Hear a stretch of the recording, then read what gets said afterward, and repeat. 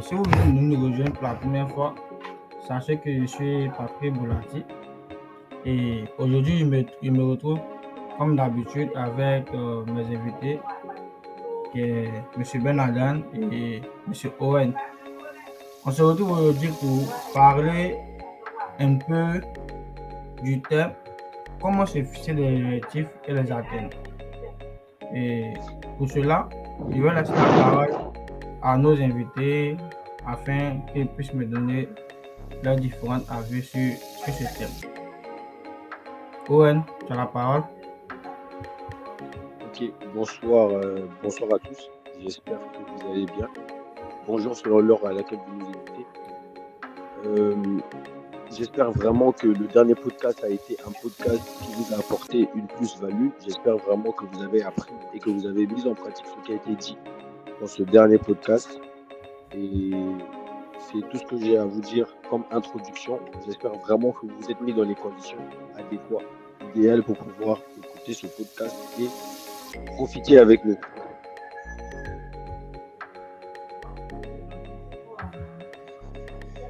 Bienvenue à nos auditeurs. J'espère que vous allez bien, que vous êtes en pleine forme. Donc moi c'est Ben Adnan Ouattara, expert en marketing des réseaux sociaux. Et là en fait on va vous entretenir par rapport aux objectifs qui sont vraiment quelque chose de très important, vraiment négligé par la plupart des gens. Et donc je vous souhaite vraiment d'être connectés pour saisir vraiment l'essence de tout ce qu'on va apporter dans ce podcast. Ok, merci bien. La première question que j'aimerais vous poser à vous, chers invités, j'aimerais vous demander qu'est-ce qui, selon vous, est la clé pour se fixer des objectifs réalisables. Selon vous, quelle est la clé pour se fixer des objectifs réalisables? Ben, tu peux commencer. D'accord, il n'y a pas de problème. Pour se fixer des objectifs réalisables, selon moi, il faudrait que ces objectifs-là soient smart. Il faudrait que ce soit smart. Quand on dit smart, on a parlé de l'acronyme dans le précédent podcast. On a dit spécifique, mesurable, atteignable, réaliste et temporellement défini. Pourquoi il faudrait que ce soit smart? Parce que le fait que ce soit smart va te permettre en fait de juste en une seule phrase savoir exactement ce que tu veux réaliser. Parce qu'il ne faudrait pas que ton objectif soit flou. Il faudrait que quand on dise ton objectif à un enfant de 5 ans, il puisse savoir dans 2 semaines par exemple si effectivement tu as pu atteindre l'objectif ou pas. Il faudrait toujours mettre une date à la fin de l'objectif. Voilà, c'est impératif pour que tu aies une certaine pression et également une motivation à réaliser l'objectif en question. Donc, selon moi, pour pouvoir réaliser un objectif, il faudrait que l'objectif soit smart. Il faudrait que ça respecte ce critère. D'accord. Ouais. Ok, alors pour moi, d'abord, il faut comprendre c'est quoi un objectif. Beaucoup de personnes y confondent déjà avoir une vision et se fixer un objectif. Un objectif, c'est cette étape-là qui vous rapproche de votre vision. Parce qu'il faut comprendre que très souvent, on a parlé de ça dans le podcast précédent, notre vision, c'est quelque chose de grand et c'est quelque chose qui est fixé sur une longue période de temps, notamment 3 ans, 5 ans, 10 ans. Et donc aujourd'hui, il faut comprendre qu'un objectif doit être assez court pour vous donner envie de courir suffisamment rapidement pour pouvoir l'atteindre, mais également assez grand pour vous pousser à vous dépasser. Alors la clé pour moi, pour se définir un objectif, qu'est-ce qui permet de définir un objectif atteignable? Je l'ai appris dans un bouquin, ça remonte à plusieurs années, ça s'appelait Comment réussir vos examens et concours. J'avais un problème, il fallait que j'améliore mes compétences mémorielles pour pouvoir passer mon examen à l'époque. Et donc, dans ce bouquin, on avait dit que pour se fixer un objectif, c'est totalement comme ce qu'a dit Ben avant, mais là-bas, on ne parlait pas d'objectif smart, on disait que connaissez clairement ce que vous voulez, puis fixer une date. C'est vrai que c'était peut-être pas mesuré. C'est vrai que c'était peut-être pas quoi, mais déjà, c'était un début. Moi, je dirais que la clé, c'est comme l'a dit Ben, c'est la méthode la plus efficace pour se fixer un objectif. C'est la méthode SMART, spécifique, mesurable, atteignable, réaliste et temporellement défini, comme l'a dit Ben. Mais pour faire plus simple, fixez-vous un objectif précis dans votre tête, puis après vous mettez une date pour que ça vous donne suffisamment envie d'aller chercher cet objectif. Ok, merci à vous pour cette première réponse qui était brillante. Donc, je vais récapituler pour nos auditeurs. Donc, Monsieur Ben et Monsieur Owen, on dit comme ça que pour se fixer un objectif réalisable, il faudrait que l'objectif soit smart. Il faudrait qu'il soit également défini dans le temps. J'aimerais savoir comment je pourrais, moi, en tant qu'un débutant dans la fixation de l'objectif, comment je pourrais différencier un objectif que je dois me fixer à court terme et un objectif que je dois fixer à long terme. Et comment pouvoir les atteindre efficacement, que ce soit l'objectif à court terme, que ce soit l'objectif à long terme. Tout réside dans la connaissance smart, selon moi, hein. Parce que si ton objectif, ça doit être réalisé. Bon, déjà, ça dépend de qu'est-ce que tu appelles court terme, qu'est-ce que tu appelles long terme, qu'est-ce que tu appelles moyen terme.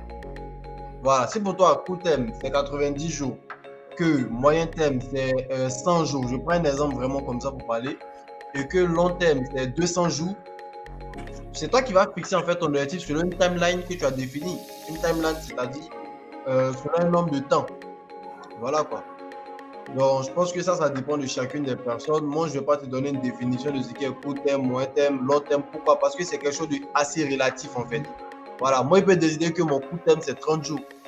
Comme toi, tu peux décider que ton court terme, c'est 50 jours, c'est 60 jours. Donc, tout réside dans le T de SMART. Voilà. Donc, en fonction de l'objectif que tu veux réaliser, c'est clair que ça va demander un certain temps. Donc, il faudra juste définir un temps qui est assez court quand même pour te motiver, assez long aussi pour te donner le temps de faire les choses. Ok. Je ne suis pas vraiment satisfait, mais je pense qu'avec la réponse de Owen, on verra bien. Owen? Oui, je suis là. Et moi, je rejoins totalement. Je rejoins totalement Ben. Parce que quand il dit que aujourd'hui, court terme, long terme, moyen terme, c'est relatif, c'est 100% vrai. Pour certaines personnes, court terme, c'est un jour. Et pour lui, c'est comme ça en fait. Pour lui, long terme, c'est 30 jours. Et chacun, aujourd'hui, il définit sa période de temps. Voilà pourquoi il a dit que tout réside dans l'acronyme SMART et dans le T. Maintenant, comment atteindre efficacement ces objectifs comme tu as su le demander? Je pense qu'il faut un plan. Tu établis un plan, puis après tu agis. Je pense que c'est la clé en fait. Établir un plan, puis agir. Parce que sans action, même avec les objectifs les mieux définis du monde, même avec le plan le plus stratégique du monde, si on ne passe pas à l'action, si on n'agit pas, c'est perdu d'avance.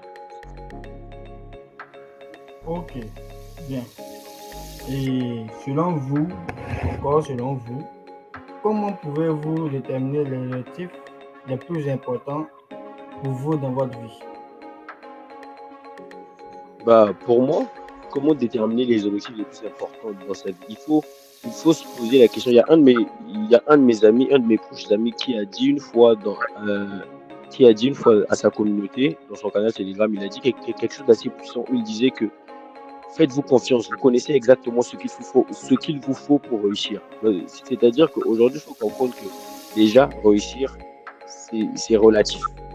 Donc, qu'est-ce qui est, pour vous, qu'est-ce qui est le plus important aujourd'hui dans votre vie? Pour certains, ça peut être l'argent. Pour d'autres, peut-être que certaines personnes ont énormément d'argent, mais n'ont pas suffisamment de temps pour profiter avec leur famille.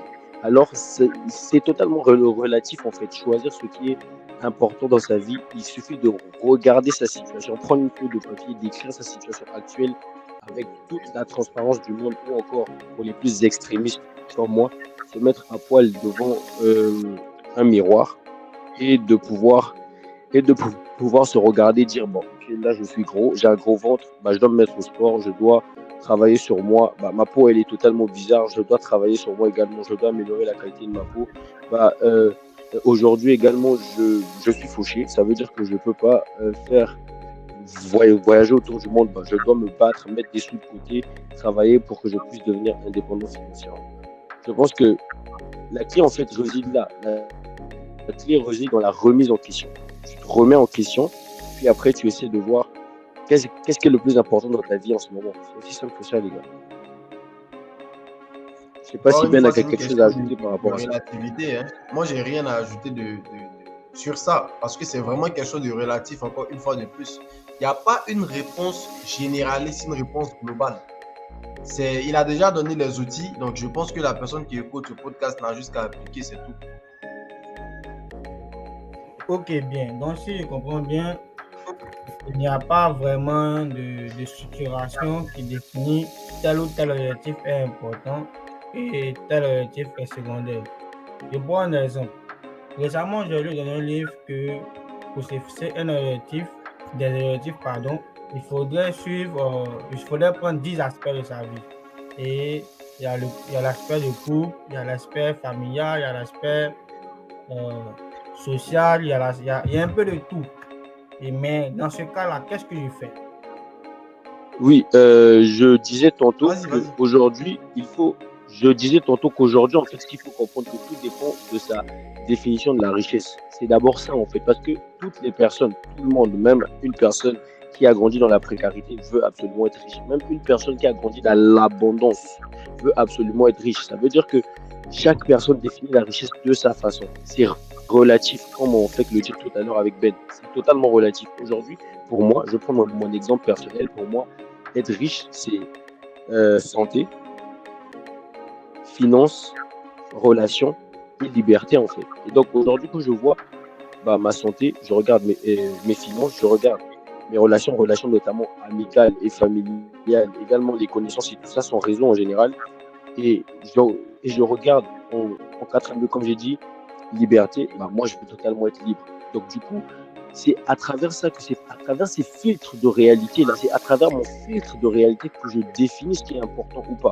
C'est pas parce que beaucoup de personnes sur internet, c'est quelque chose que j'ai remarqué moi-même, je suis passé par là, ça fait pas très longtemps que je suis sorti de là. On recherche tous un raccourci. On recherche tous une méthode où on nous dit que en suivant cette méthode-là pour se fixer les objectifs et en l'appliquant à la lettre, bah, on atteindra tous nos objectifs en fait. Non, c'est pas le cas. Il faut comprendre que chacun définit ce qui est important pour sa vie. Chacun définit. C'est pas parce que il y a un monsieur qui a dit que vous devez fixer 10 choses dans votre vie. Peut-être qu'aujourd'hui vous avez une très bonne relation de couple. Vous n'allez pas encore chercher à l'améliorer. Vous allez chercher plutôt à améliorer ce qui vous fait défaut. Peut-être que vous avez une très bonne relation de couple, mais vous voulez faire le tour du monde. Mais vous avez un patron et que ça vous permet pas en fait. Donc, moi je pense que la réponse elle est là. Dans le fait de pouvoir aujourd'hui définir ce qui est important pour soi, puis après, de se fixer des objectifs dans les domaines qu'on a définis importants pour soi. Merci pour ta réponse, Owen. Et moi, ce que je peux ajouter, c'est quoi? C'est que le livre dont il parle, moi, je l'ai déjà lu, je le connais. Et l'auteur ne fait que donner les outils, encore une fois de plus. L'auteur ne fait que donner les outils. Owen a dit, si tu as une relation de couple qui est déjà bien, pourquoi tu as allé encore travailler dans le couple? Et effectivement, ça, l'auteur l'a dit. Quand il a donné les 10, je vais dire, départements de ta vie, il a dit, tu vas te noter en fait. Et encore, il a parlé de remise en question. Donc, le fait de se noter, de regarder tel domaine, je me note tel domaine, je me note, c'est une remise en question. Et de se dire maintenant, c'est quel endroit où il y a le moins, il y a les notes faibles, où je vais aller travailler pour rehausser le niveau dans ce côté, dans ce segment, dans ce département de ma vie. Voilà, donc c'est juste des outils que l'auteur a donné pour faciliter au lecteur, en fait, ce que nous on vient de dire ici. Donc, le fait de se remettre en question, le fait que ce qui est important pour toi, c'est relatif à un moment donné de ta vie. Dans 10 ans, tu n'auras pas les mêmes objectifs qu'aujourd'hui. Ce ne sera pas le même niveau de satisfaction dans tous les domaines de ta vie. Donc, c'est vraiment quelque chose de relatif. Il n'y a pas vraiment quelque chose de... À part l'acronyme SMART, le reste, c'est vraiment la personne qui définit ça, quoi. Ok, super bien. Moi j'ai adoré toutes vos questions, toutes vos réponses aux questions, franchement.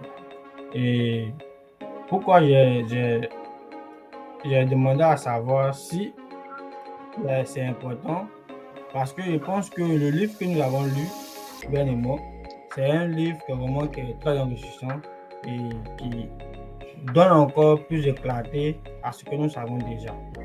Et pour la troisième question, j'aimerais savoir comment gérez-vous au quotidien les péripéties, les obstacles et les défis sur le chemin de la réalisation de vos objectifs. Lorsque vous faites les objectifs, oui, vous avez défini ça SMART, vous avez fait la définition de l'objectif de façon smart et il y a des obstacles. Vous voulez faire votre podcast, coupure de courant. Bon, il n'y a pas la connexion. Vous voulez bosser,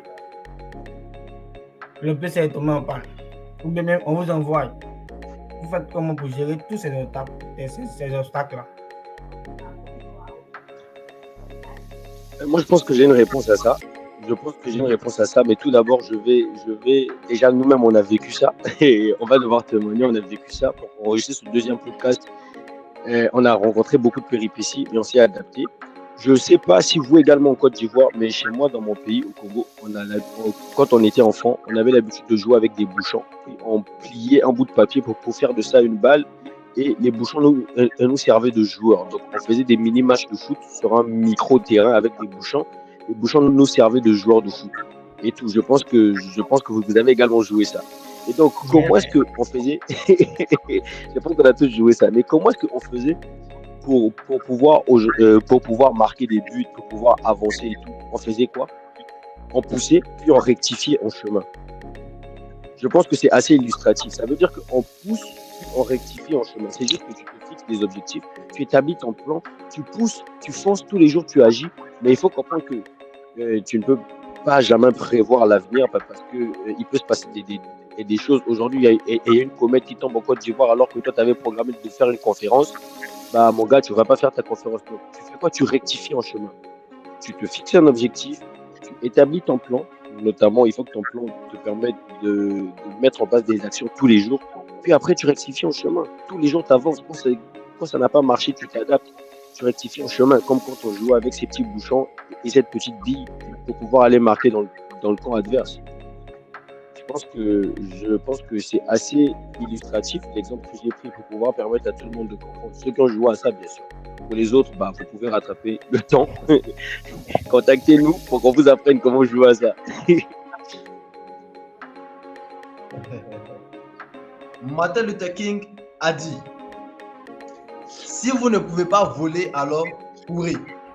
Si vous ne pouvez pas courir, alors marchez. Si vous ne pouvez pas marcher, alors rampez. Mais quoi que vous fassiez, vous devez continuer à avancer. Je pense qu'avec juste cette citation, ça donne la réponse à ta question. En gros, comme Owen a dit, tu ne peux pas prévoir ce qui va arriver. Tu fixes tes objectifs.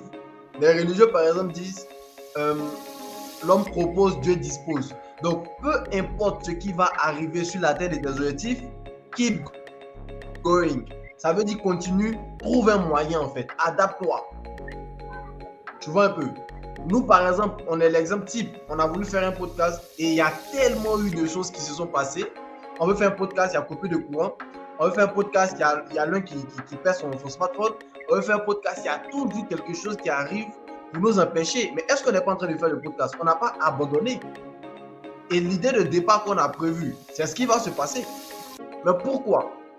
Parce qu'on a trouvé des solutions. Tout simplement.